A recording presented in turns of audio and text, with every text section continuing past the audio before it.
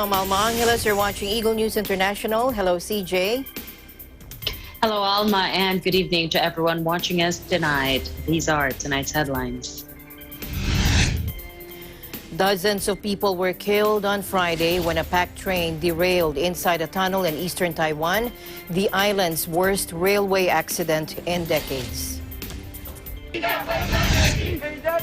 Myanmar's junta faced fresh international criticism Friday over the deaths of more than 40 children and the forced disappearance of hundreds of people in its crackdown on pro-democracy protests.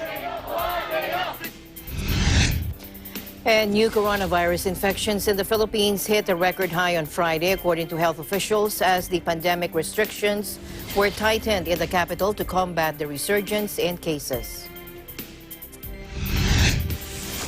And the Olympic torch relay will not be run on public roads in Osaka City given rising coronavirus cases, the Japanese region's governor said, but a cancellation has not yet been decided.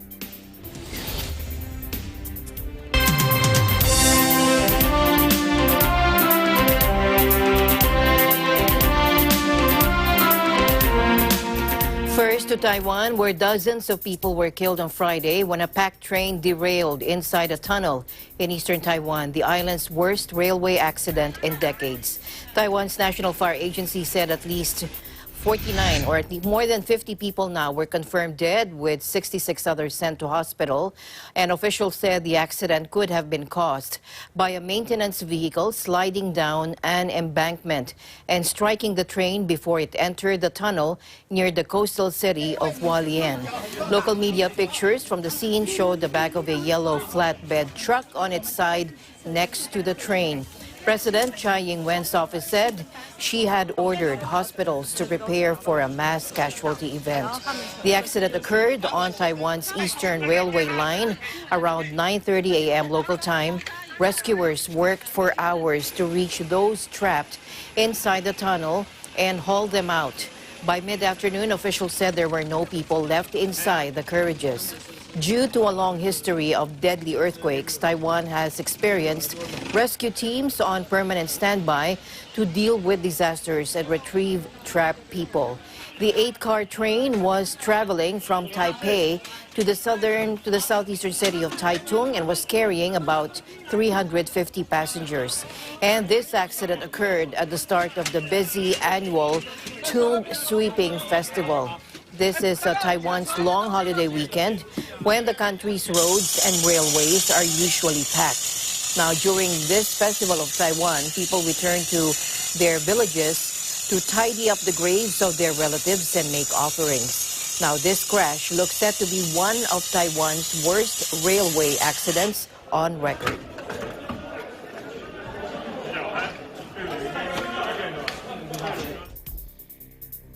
In other news, Myanmar's junta faced fresh international criticism today over the deaths of more than 40 children and the forced disappearance of hundreds of people in its crackdown on pro-democracy protests. The military's ruthless suppression of demonstrations against its February 1 power grab has left 543 civilians dead, including 44 children, according to the Assistance Association for Political Prisoners, a local monitoring organization, as well as breaking up protests with tear gas, rubber bullets, and live rounds. Security forces have detained some 2,700 people. Violence has ramped up in recent weeks, with Save the Children saying the death toll of youngsters had more than doubled in the past 12 days. Human Rights Watch said the junta had forcibly disappeared hundreds of people, refusing to confirm their location or allow access to lawyers. Outrage from world powers has been growing at the increasing violence, and on Thursday, the UN Security Council unanimously expressed deep concern at the rapidly deteriorating situation. condemning violence against peaceful protesters. Britain announced a new round of sanctions, this time targeting the junta's extensive business interests, as well as a $700,000 contribution towards UN efforts to document serious human rights violations in Myanmar. But so far, neither sanctions nor calls for restraint have shown any sign of holding back the junta as it struggles to quell the widespread unrest.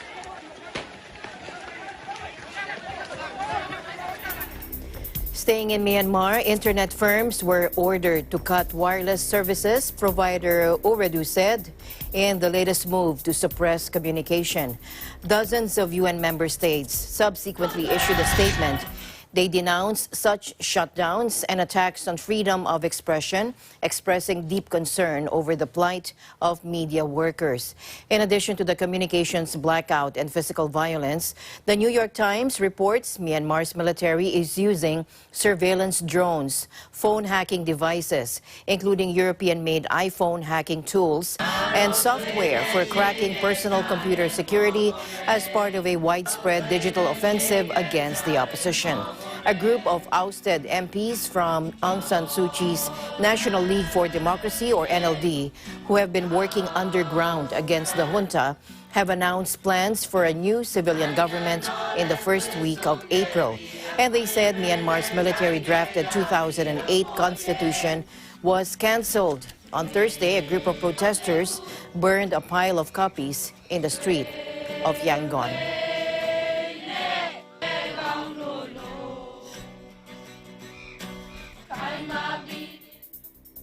In other news, Thailand's Health Minister Anutin Charnvirakul oversees COVID-19 vaccination of the frontline workers at Mai Sariang Hospital, a local hospital in the kingdom's northern SOP or Sop Moy district, which has recently seen an influx of ethnic Karen refugee fleeing airstrikes by the Myanmar military junta.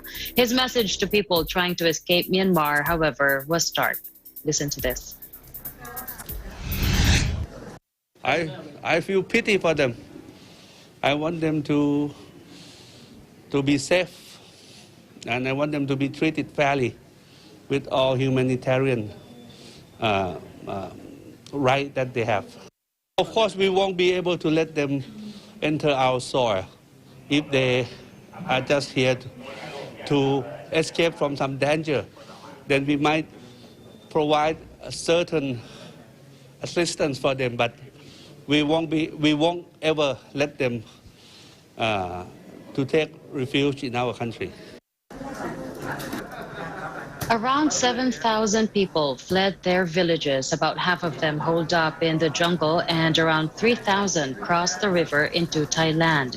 Thai authorities returned most of them while insisting they went voluntarily, but a handful stayed to get medical treatment for shrapnel wounds in a tiny local hospital. Meanwhile, the KNU is one of Myanmar's largest ethnic armed groups and has been fighting the military on and off for decades. It has been critical of the February 1 military coup that ousted civilian leader Aung San Suu Kyi and of the general's bloody crackdown on protests, which has left more than 500 civilians dead.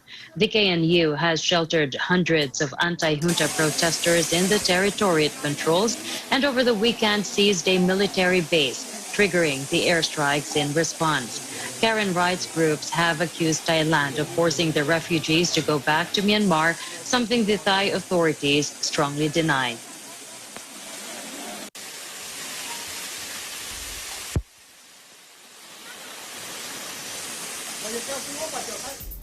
Meanwhile, a second fire at the Rohingya refugee camps in Bangladesh in less than 2 weeks killed at least 3 people today, according to police.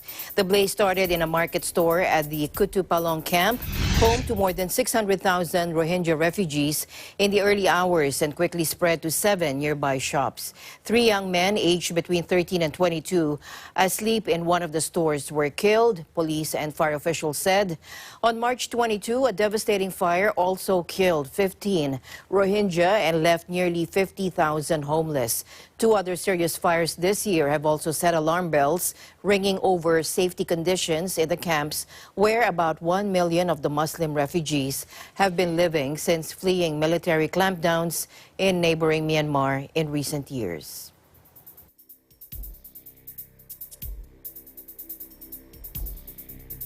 Here in the Philippines now, new coronavirus infections hit a record high today, health officials said, as pandemic restrictions were tightened in the capital to combat the resurgence of cases.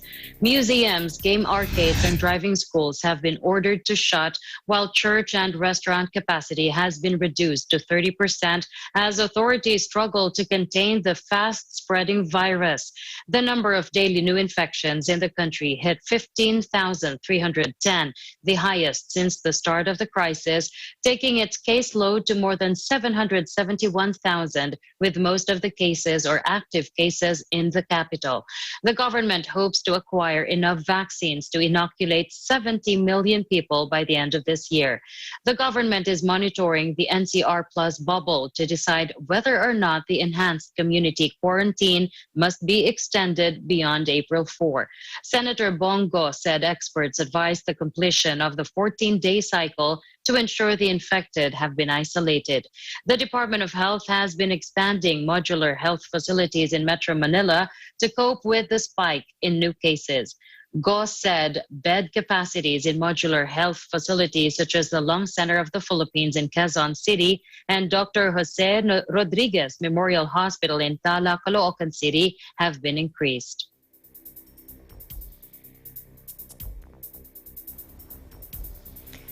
Meanwhile, the average new daily COVID-19 infections in the NCR Plus dropped following the implementation of the enhanced community quarantine. That is according to Octa Research today. Octa Research, a group of independent researchers from the University of the Philippines, noted that the average number of daily COVID cases decreased to 4,899 in Metro Manila from March 25 to April 1. The latest figure, the group said, is 19% higher than the previous week, but much lower compared to previous weekly increases of 60%. Octa attributed the significant decline to the imposition of ECQ, the most restrictive community quarantine classification in Metro Manila, Bulacan, Cavite, Laguna, and Rizal. On Monday, President Duterte retained the ECQ status over NCR Plus until April 4. Octa Research said COVID-19 infection growth rate in NCR Plus declined to 40% or less. The result indicates, they said, that the interventions imposed by the national government, in particular the ECQ, were effective in slowing the growth of the pandemic in the NCR Plus. Presidential spokesperson Harry Roque admitted on Tuesday that there is a 50-50 chance of extending the ECQ in Metro Manila, Bulacan, Cavite, Laguna, and Rizal. The Interagency Task Force for the Management of Emerging Infectious Diseases will meet Saturday to discuss the fate of NCR Plus.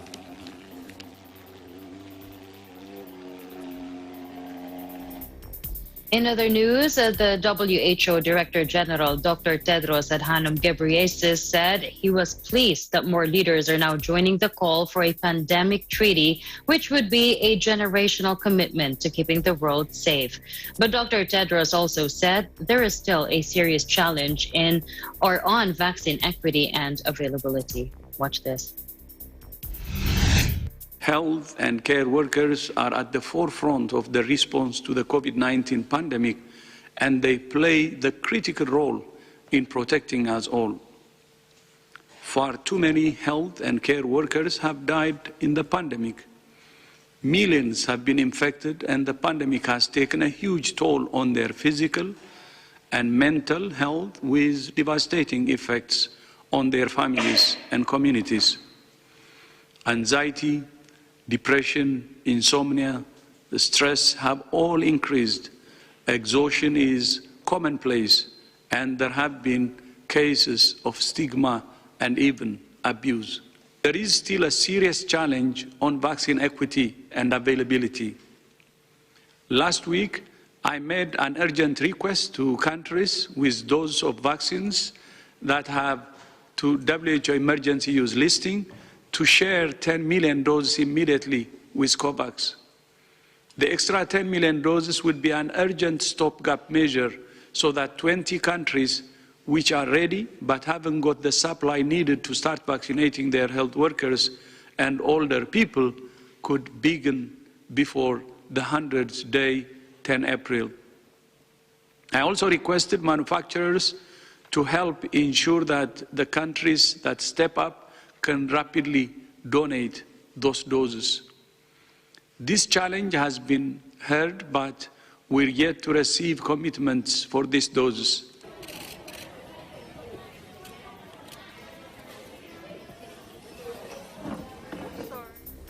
Canada's two most populous provinces, Ontario and Quebec, headed into the long holiday weekend, tightening public health measures. This is to slow a possible third wave of COVID-19 as federal authorities promise to step up the lagging vaccines rollout. Ontario Premier Doug Ford announced a 28-day shutdown of most stores and severe limits on services in the province of 14 million people. Thomas I. Likeness reports. Effective Saturday, April the 3rd at 12:01 a.m., Ontario will pull the emergency brake for the entire province. And with that, Ontario Premier Doug Ford announced a 4-week lockdown in an effort to get a third wave of the pandemic under control. A third wave, he says, is caused by variants of the vaccine. This is a new pandemic. We're now fighting a new enemy. The new variants are far more dangerous than before. Under the new restrictions, which go into effect Saturday, all indoor and outdoor dining is prohibited. Indoor gatherings will not be allowed, and outdoor gatherings will be limited to 5 people. Worship services are allowed, but attendance cannot exceed 15% of the capacity of the venue. All personal services, such as hair and nail salons, must close down. Essential retail stores can operate at 50% capacity, non-essential retail limited to 25%. Schools will remain open, but will be monitored closely for outbreaks. Ford admits this is going to be tough on people. I know the toll these restrictions continue to take on people's mental health and well-being. And please understand, folks, this decision weighs extremely heavy on me. I know what this means for people to be here over a year into this pandemic. It's frustrating and it's very, very difficult. But we've come so far. We have sacrificed too much to throw in the towel so close to things getting better. He says the province has to act now because the cost of doing nothing is too high. Ford says, unlike previous outbreaks, this one seems to be targeting young people. Younger people are ending up in the hospital.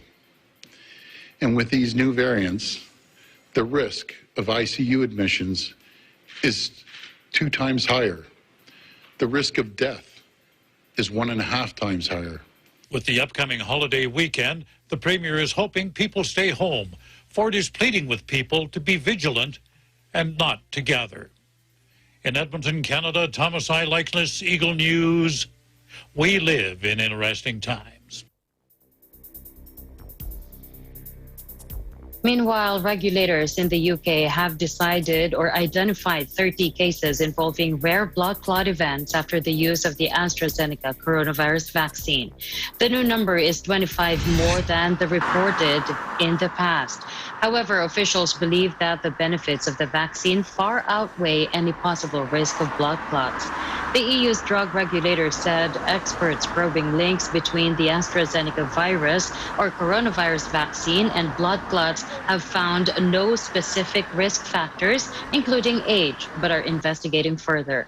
Germany on Tuesday became the latest in a series of countries to advise against using the AstraZeneca jab for younger people after rare reports of clotting, despite the EMA or the European Medicines Agency saying it is safe.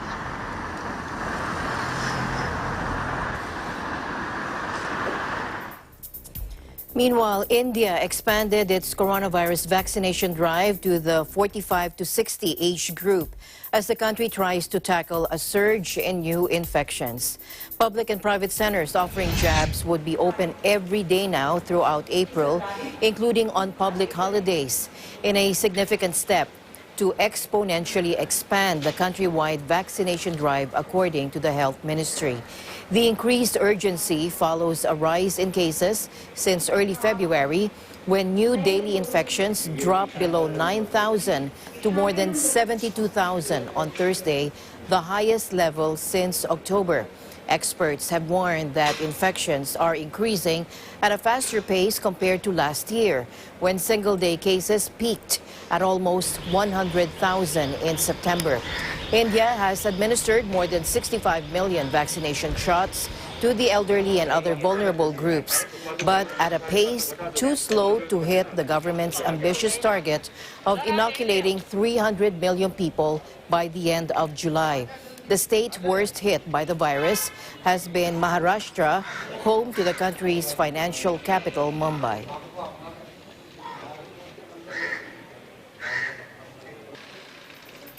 In other news, authorities released a photo of the suspect in a shooting in Orange, Southern California that claimed the lives of 4 people, including a 9-year-old child. The suspect, identified as 44-year-old Aminadab Gashiola Gonzalez, sustained a gunshot wound and is in critical condition in hospital. Watch this.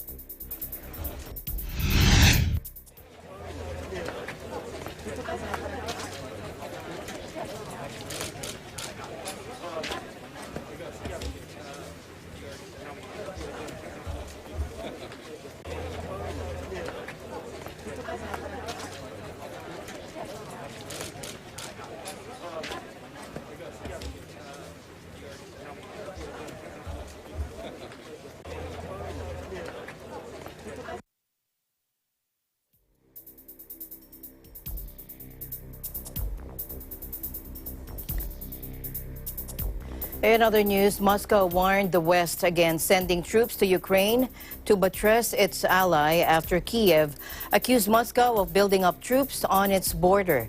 Speaking to reporters on Friday, Kremlin spokesman Dmitry Peskov said Russia would be forced to respond if the U.S. sent troops to Ukraine. His comments come after the United States warned Russia against intimidating Ukraine, with both Defense Secretary Lloyd Austin and Secretary of State Antony Blinken calling their Ukrainian counterparts to stress support. Take a look. Our concern is predicated on Russian escalations and aggressions in eastern Ukraine. Of course, we would be concerned by any attempt on the part of the Russian Federation to intimidate its neighbors and our partners, of course, Ukraine. There is no doubt such a scenario would lead to a further increase in tensions close to Russia's borders, of course. This would call for additional measures from the Russian side to ensure its security, according to Peskov. He declined to specify which measures would be adopted, while insisting that Russia was not making moves to threaten Ukraine. Peskov also said Russia is not threatening anyone. It has never threatened anyone. Ukrainian President Volodymyr Zelensky on Thursday accused Russia of massing troops on the border, and Washington pledged to stand by Ukraine in the event of Russian aggression. Weeks of renewed frontline clashes have raised fears of an escalation of the long-simmering conflict in eastern Ukraine, where Kiev's forces are battling pro-Russian separatists.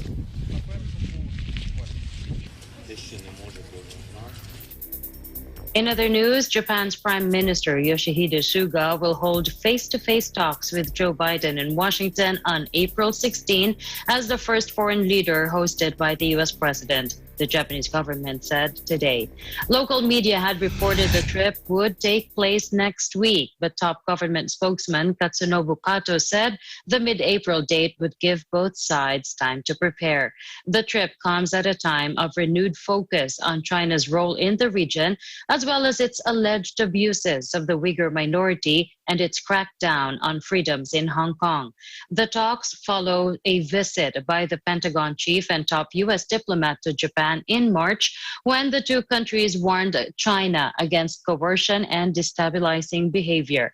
Kato said Suga's trip would be a chance to discuss strengthening the Japan-U.S. alliance and issues ranging from the coronavirus to climate change. Matters related to China and North Korea will also likely be on the agenda.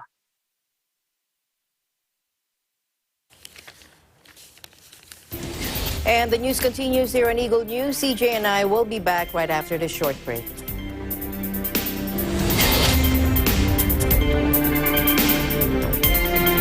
This portion is brought to you by Canriv Corporation, your ventilation and air conditioning specialist. Services offered: supply and installation of elevators, escalators, air conditioners, ventilators, jet towel, hand dryers, generators, access control system, factory automation, and modernization. For more info, please contact Ami Kanke at 0915-263-7198 or 0998-900-3224. Mula noon hanggang ngayon, gabay natin ang MTRCB ratings sa matalino at responsableng panonood.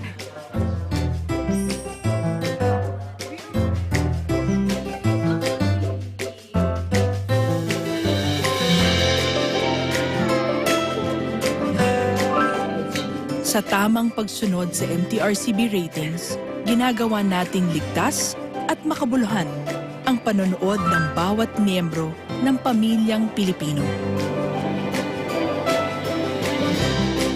Lumipas man ang panahon, hanggang may pamilyang Pilipino, andyan ang MTRCB.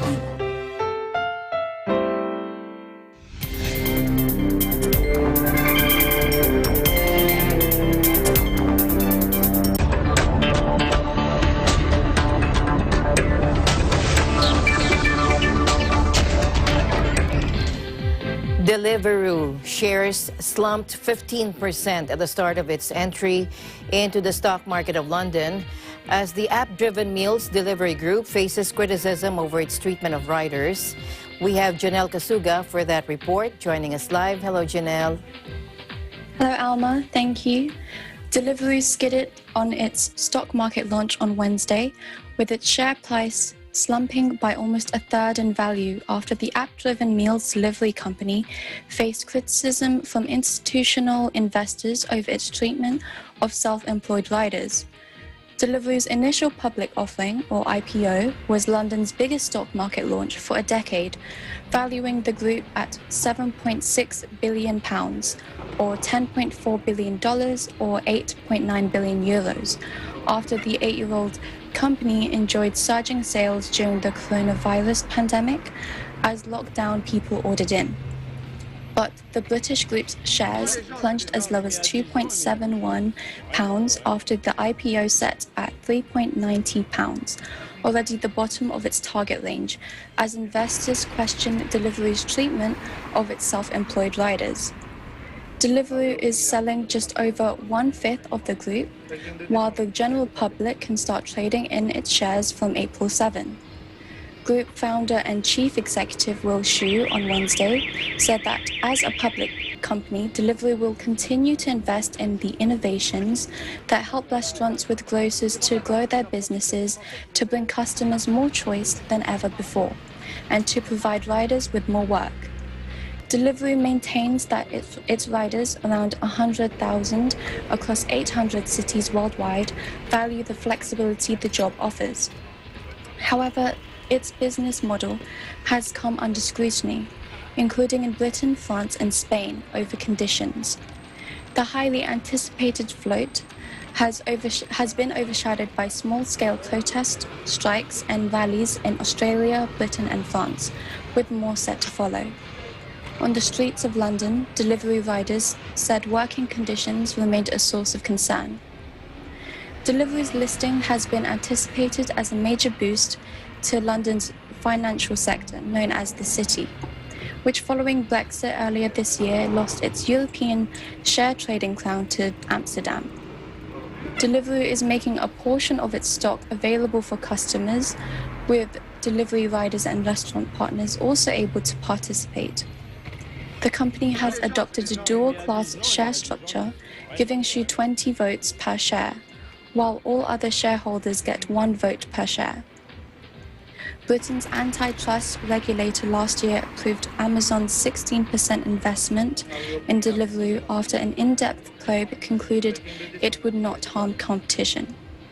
Deliveroo and its rivals have enjoyed soaring sales during the coronavirus pandemic as lockdown triggered surging demand for takeaway food.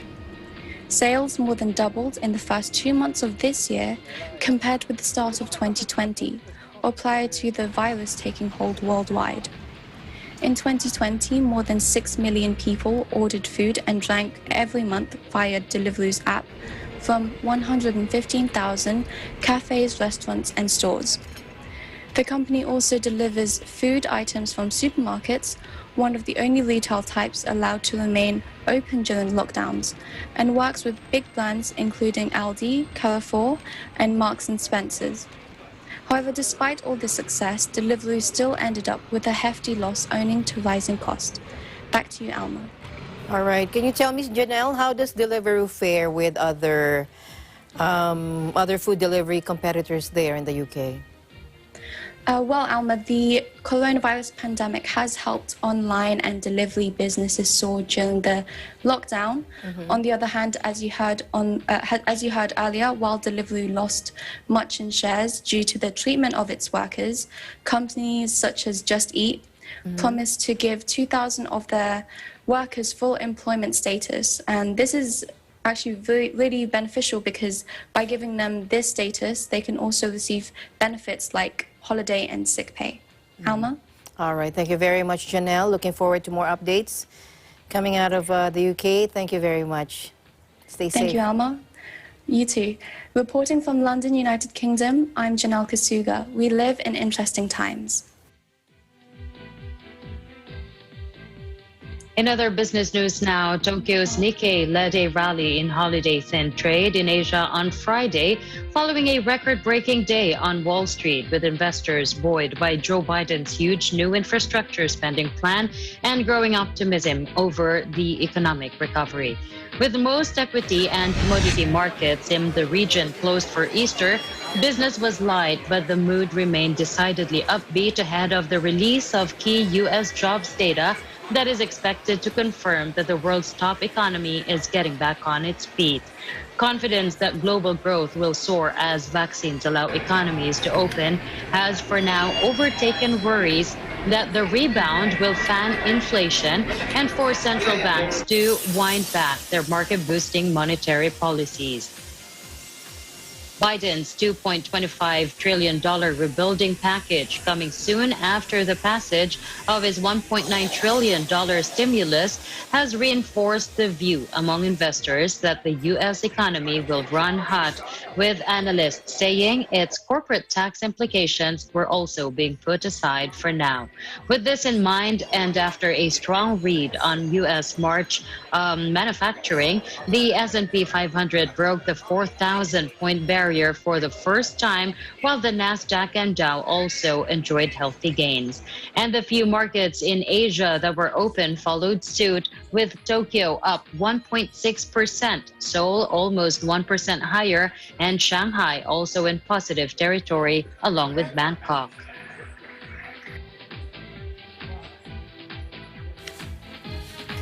And as earlier mentioned, the S&P 500 crossed the 4,000 threshold for the first time as markets digested President Joe Biden's proposed $2 trillion infrastructure and jobs plan. Here's Bobby Soriano for the business report. U.S. markets have closed. Here are your latest business headlines.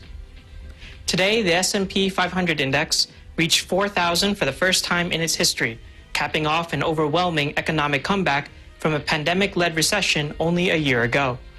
The index, which measures the stock performance of 500 of the most commonly listed businesses on stock exchanges here in the U.S., reached the milestone as investors and analysts were greeted with various positive headlines today.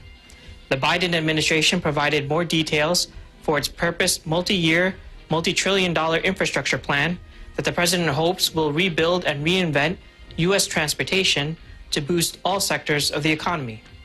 The tech sector also saw a rebound in stock prices, led by news that Microsoft was awarded a multi-billion-dollar contract by the U.S. Army, as well as an announcement by Taiwanese semiconductor company TSMC that they are planning to invest in expanding production capacity to address chip shortages affecting consumer goods. Economic numbers today also showed a huge increase in U.S. manufacturing activity not seen in several decades. Not all news was positive, however, as businesses continue to be wary of an upsurge of infection rates due to coronavirus variants. Unemployment claims showed a recent increase again, and economists are still trying to determine whether the markets have priced in the effect that an increase in the corporate tax rate could hamper any boost from the infrastructure plan. But for the time being, the markets continue their march upward as they remain supported by large spending from the federal government and low interest rates from the Federal Reserve. As mentioned, looking at the numbers for today, weekly first-time unemployment claims broke the downtrend with a bump up for the first time in weeks. Yet all U.S. major indices were in the green, sitting at or near all-time highs. Reporting from New York, Bobby Soriano, Eagle News. We live in interesting times.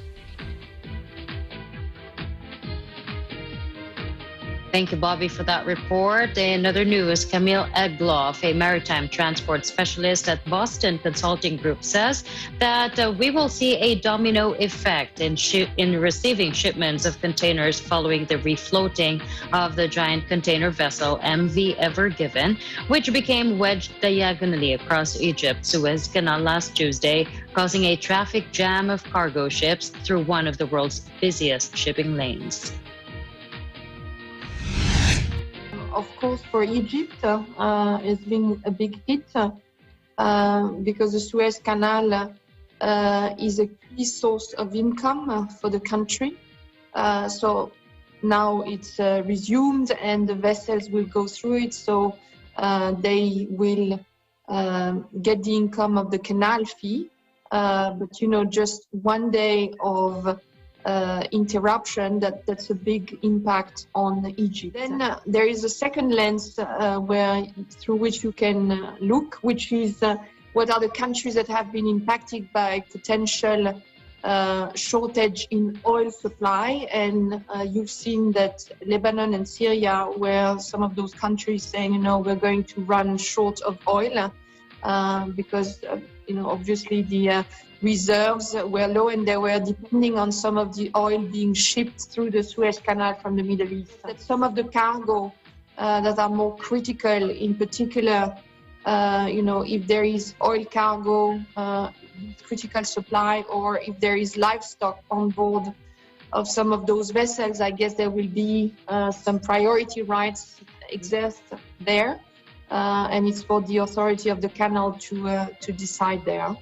Which is, you know, there's not an unlimited fleet of containers globally. Actually, the equipment itself is something where we see shortages oftentimes, in particular because there is an unbalanced global trade. So you have regions that have more receive more containers that they ship. And therefore, this imbalance right now is even more marked. So these customers, I mean, will receive their goods with some delay. I think there's going to be, what we're going to see now is a domino effect because the canal has been blocked, but the vessels are going to resume normal traffic. It means that a surplus of vessels will hit the European ports in the coming days. Of course, the ports are equipped, but, you know, those big vessels, they also need the equipment, the cranes to offload the containers from the vessels. It takes time.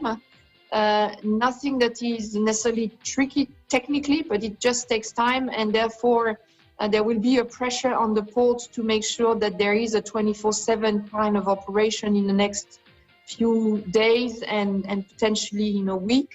You know, is there an alternative? There's not a real good alternative to the Suez Canal for the traffic from the Far East to Europe.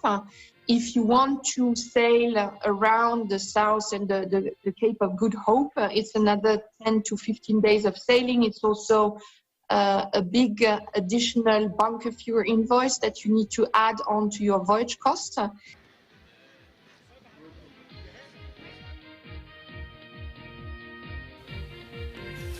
Meanwhile, Latin America's biggest airline, the Brazilian-Chilean group, LATAM, says it will cancel most of its international flights to and from Chile.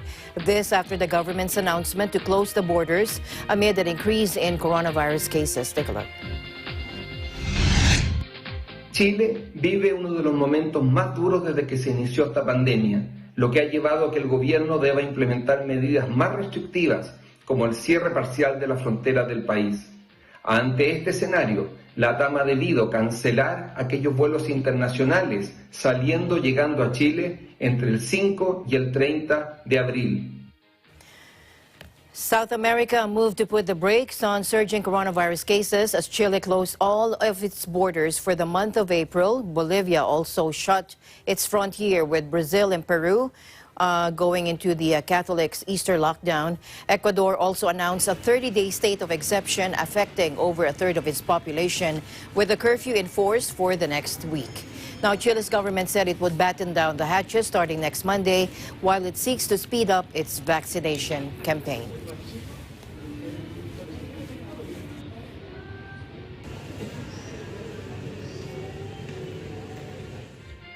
In other news, the UK government said Friday it would add 4 countries to its so-called red list, banning incoming travel to England from next week, citing coronavirus variants of concern.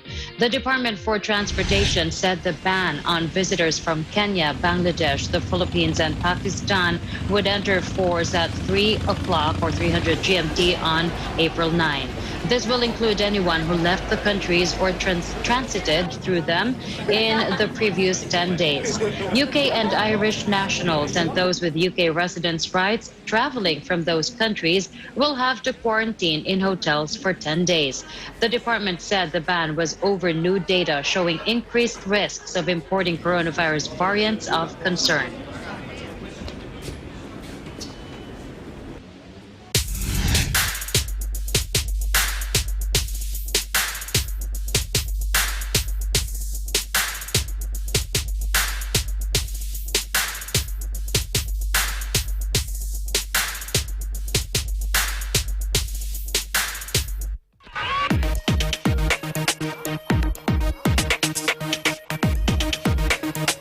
That's right. Let's go to tech news first. In a South Korean rice field, the teenage world drone racing champion is preparing to defend his title in one of the planet's fastest and highest tech sports. Take a look.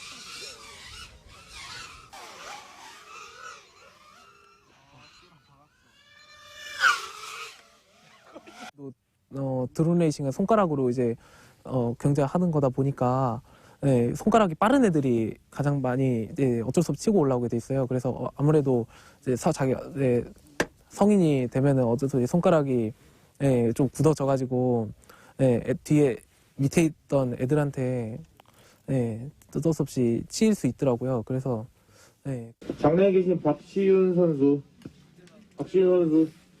기체 검사소로 와주시기 바랍니다. 감사합니다. 엄마 아빠 사랑해 안 해? 엄마 아빠 사랑해요. 네. 저는 강창현 선수를 이기고 싶고, 그리고 강창현 선수가 제 롤모델이기도 해서 같이 세계대회에 나가서 우승하고 싶어요.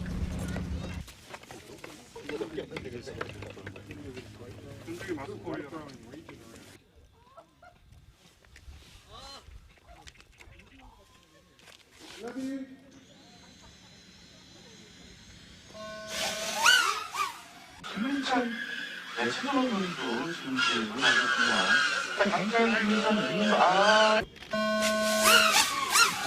A서트 예선 2차전 출발하는 거 지금 말씀드렸지만 이정선 거리가 붙여는 다행입니다.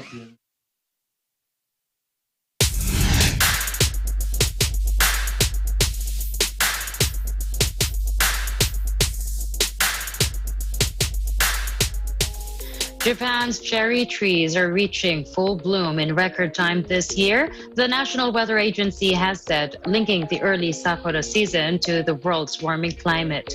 In the ancient capital of Kyoto, cherry blossoms hit their peak on March 26, 10 days sooner than average, and the earliest since the government started taking records in 1953. Shunji Ambe, a Japan Meteorological Agency official, said, "Our studies have shown that the start of cherry blossom season is closely linked with the average temperature in February and March. On average, Tokyo's cherry trees reach full bloom on April 2. This year, the capital's cherry blossom peaked on March 22, a day slower than the earliest logged in 2002. Of the 58 officially designated observation cherry trees across Japan, 24 began to flower at the earliest date on record, according to the agency. 14 also reached full bloom in record time.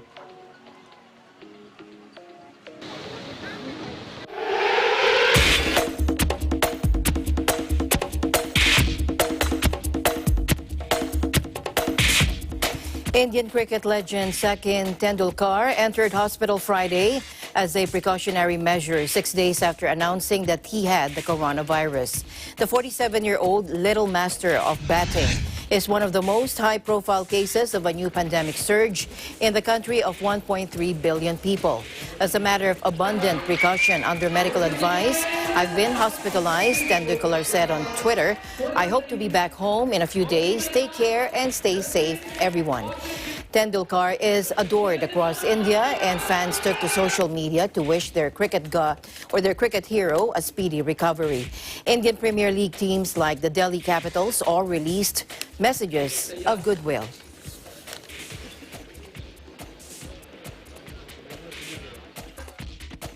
In NBA news now, Jeff Green scored a team-high 21 points as the Brooklyn Nets became the first Eastern Conference team to win 20 games or 20 home games this season with 111-89 rout of the Charlotte Hornets on Thursday. Kyrie Irving tallied 15 points and 11 rebounds, and Landry Shamet and Tyler Johnson scored 17 and 15 points respectively off the bench for the Nets, who won despite missing all-star James Harden. Harden suffered a hamstring injury Wednesday and sat out the fourth quarter in the team's come-from-behind win over the Houston Rockets. But the Nets didn't need Harden or injured Kevin Durant for that matter, as they stormed to a 32-11 lead after the first quarter in front of a pandemic-limited crowd of 1,700 at Barclays Center Arena in New York. LaMarcus Aldridge made his Nets debut starting at center and had 11 points, 9 rebounds, and 6 assists. Bruce Brown had 14 points for the Nets, who were 24-45 on three-pointers and won for the 20th time in the last 23 games. Gordon Hayward and Devontae Graham each scored 13 points, and Terry Rozier had 12 points for the Hornets, who had another low-scoring quarter with just 17 points in the third. Malik Monk had 11 points, and Miles Bridges provided 10 points off the bench for the Hornets, who are 1-1 on a 6-game road trip.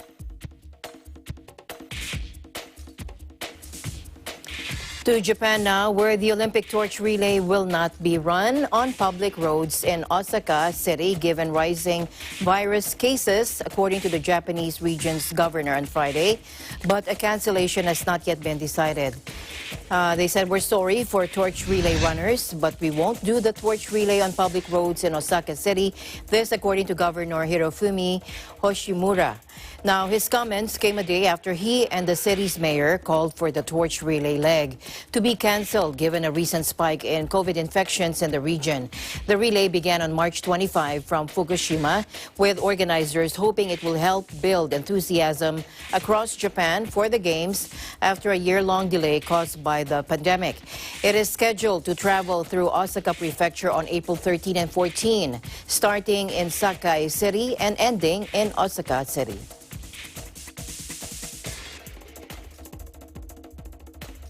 Finally, in our news tonight, Malaysia has its very own Leaning Tower, a jolting brick and wood building with Chinese-style architecture that was built in the 19th century during colonial times.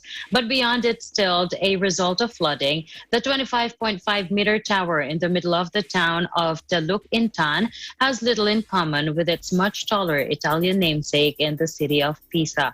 Despite that, visitors take in the site and snap photos in front of the historical landmark. Watch this.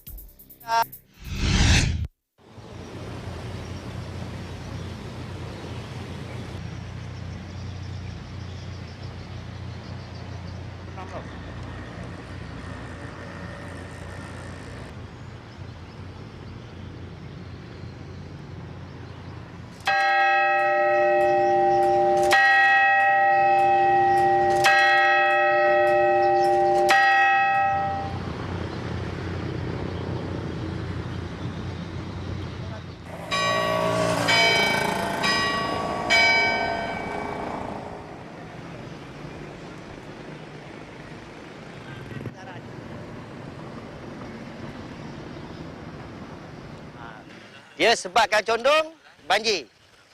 Banjir besar, tanah gambut di belah sana dia cuma mendap. Beza daripada belah kanan dan kiri saya dengan kanan cuma dia satu kaki condong dia.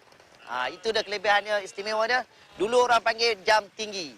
Sekarang orang panggil menara condong sebab dia bangunan dah condong. Itu dia.